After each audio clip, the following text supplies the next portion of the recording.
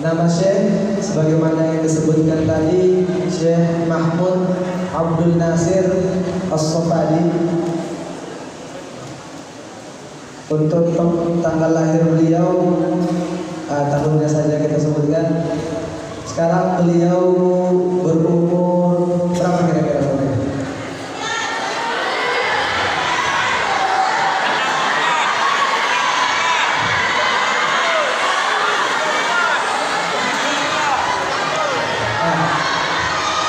Oke. Umur beliau baru berumur 21 tahun.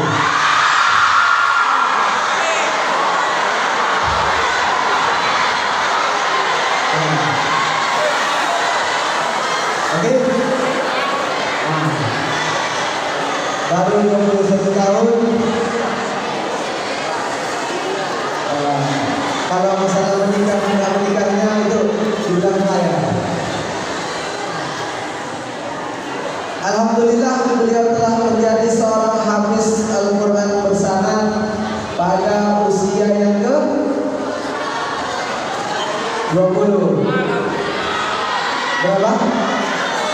16. 15. Beliau menjadi hafiz Al-Quran bersanad pada umur ke 12 tahun. Nanti kita akan mengenalkan bagaimana cara beliau hafalkannya sedikit, nanti bagaimana menjadi orang sampai sekarang dari usia yang ke 12 tahun sampai 21 masih menghafal di dalam juz itu. Kemudian beliau juga menjadi muallim di lembaga tahfiz di Palestina. Ustaz, ini syekhnya ini udah biasa Ustaz. Hafal Al-Quran, paham agama, udah biasa. Maklum Ustaz, namanya dari Arab, karena Al-Quran bahasa mereka. Syekh ini bukan cuma paham agama, tapi beliau juga merupakan pemain sepak bola di Gaza.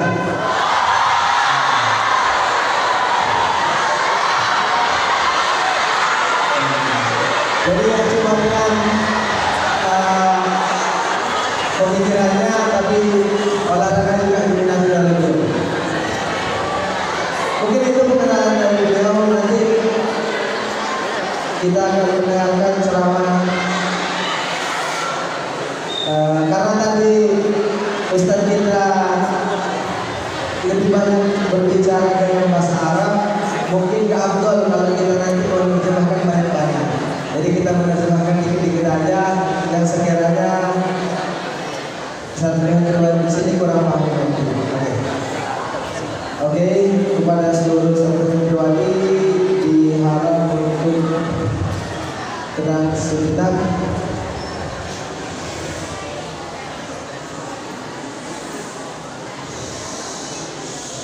Oke, kalau kita terang kata Syekh, nanti akan dipersembahkan sebuah sholawat di akhir performance-nya.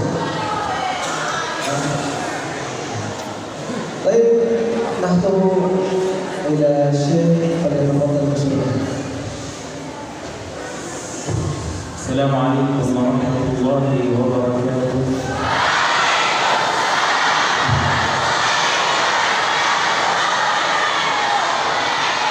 A'udzu billahi minasy syaithanir rajim.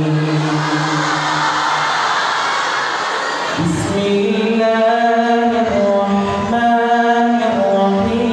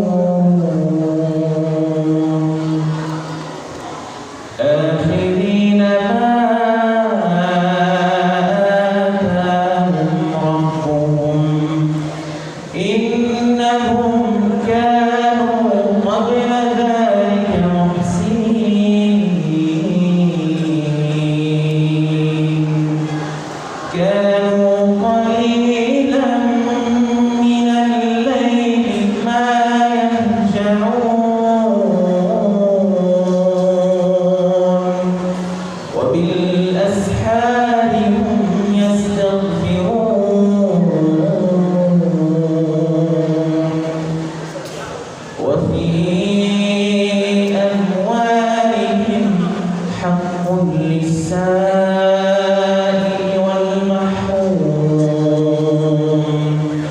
وفي الأرض آيات للموقنين وفي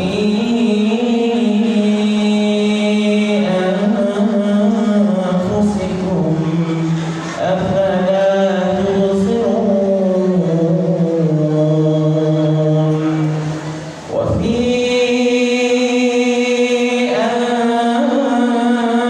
أنفسكم أفلا تبصرون وفي السماء رزقكم وما توعدون فورب السماء والأرض إنه لحق مثل ما أنكم تنطقون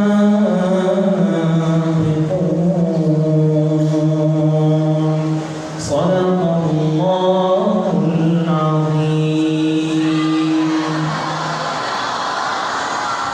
الحمد لله رب العالمين والصلاة والسلام على رسولنا الكريم محمد صلى الله عليه وسلم. اللهم صل وسلم وبارك على النبي المصطفى المجتبى صلاة ترفعنا 10 درجات وتحط عنا 10 سيئات ونؤجر بها ب10 حسنات ويكون شفيعنا يوم القيامة. صلوا عليه وعلى آله. وأيضا أرحب بكم في هذا المعنى المبارك إن شاء الله في هذا الجمع وهذا العدد الكبير الذي أسأل الله تعالى أن يعينكم وأن يوفقكم فيما يحب ويرضى. وأنا سعيد جدا تودي هنا في هذا المعهد الذي لأول مرة أن أرى عددا في هذه المدينة في المعهد من حيث العدد الأكبر. أسأل الله تعالى لكم أن يكتب لكم هذا الأجر المبارك.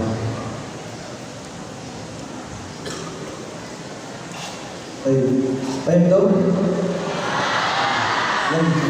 استنى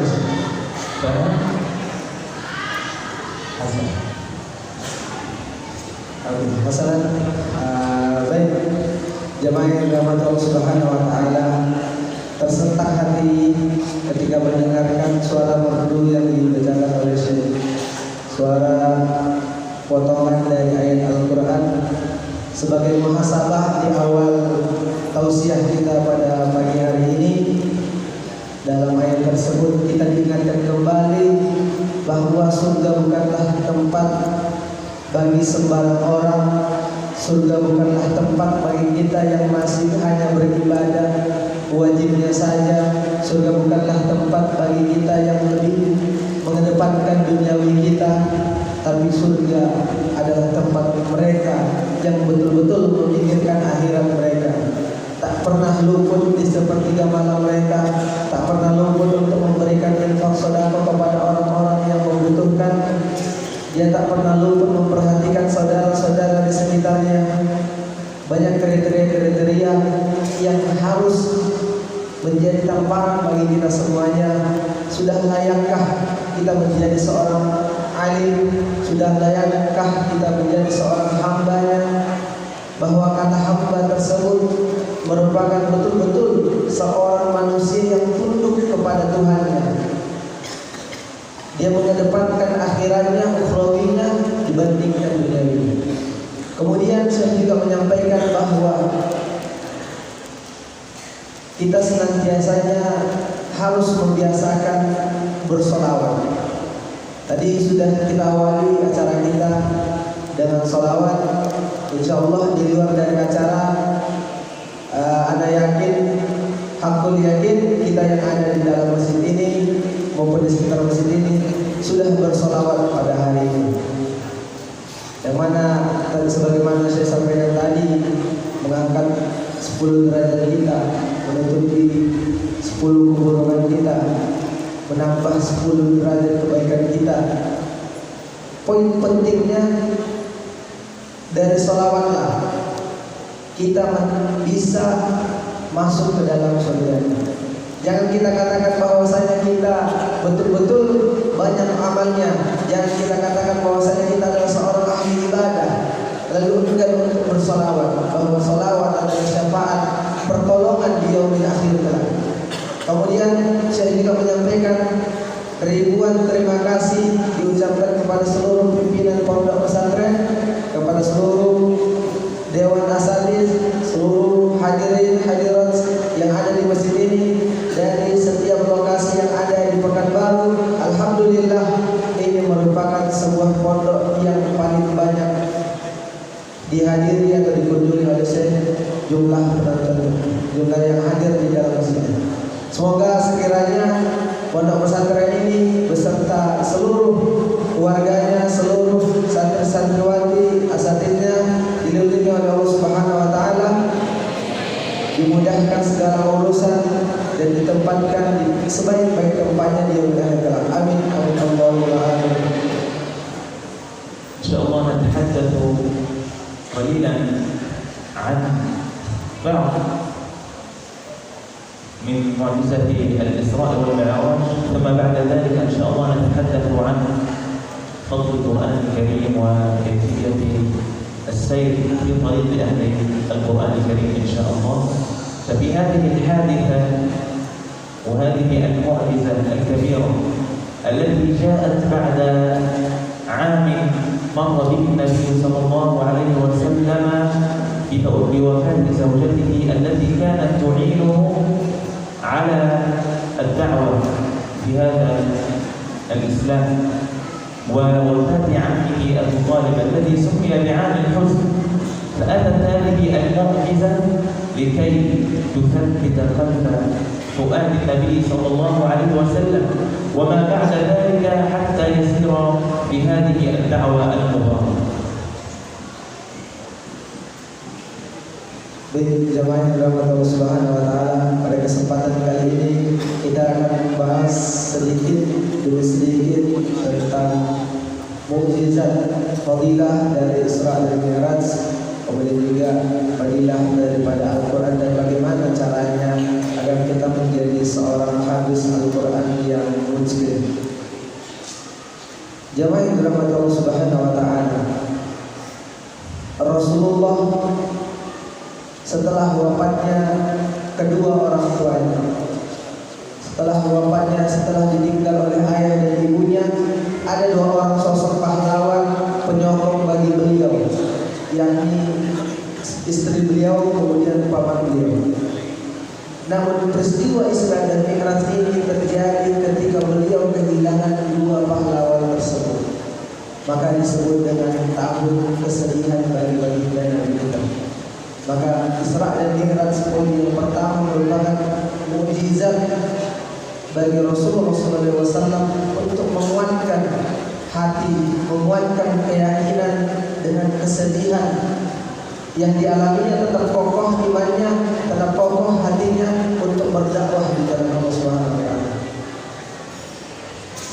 Allah Azza wa Jalla asra bin Nabi sallallahu alaihi wasallam من المسجد الحرام إلى المسجد الأقصى، والذي يقع المسجد الأقصى في أرض فلسطين المباركة، وأيضا أكمل في سورة الإسراء الذي باركنا حوله، أي أن الله عز وجل جعل البركة في أرض فلسطين وفي أرض المسجد الأقصى المبارك.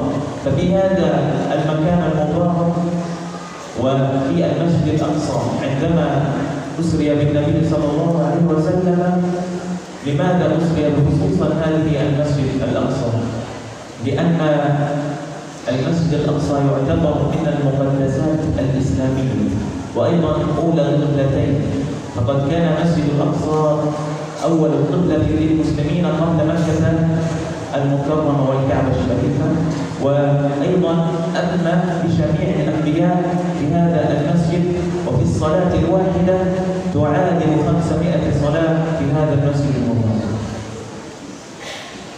Oke. Baik, di sini kita mulai sedikit cerita, sedikit pembelajaran tentang Isra dan Mi'raj. Sebagaimana kita ketahui bahwasanya Isra dan Mi'raj merupakan dua kejadian yang berbeda. Yaitu Isra, perjalanan beliau dari Masjidil Haram ke Masjidil Aqsa, kemudian Mi'raj dari Masjidil Aqsa naik ke Sidratul Muntaha. Nah, peristiwa ini terjadi pada malam hari dan ditempatkan ke Masjidil Aqsa. Lantas timbul pertanyaan bagi kita semua ini. Kenapa Allah Subhanahu wa taala menempatkan persinggahan Nabi kita di Masjidil Aqsa?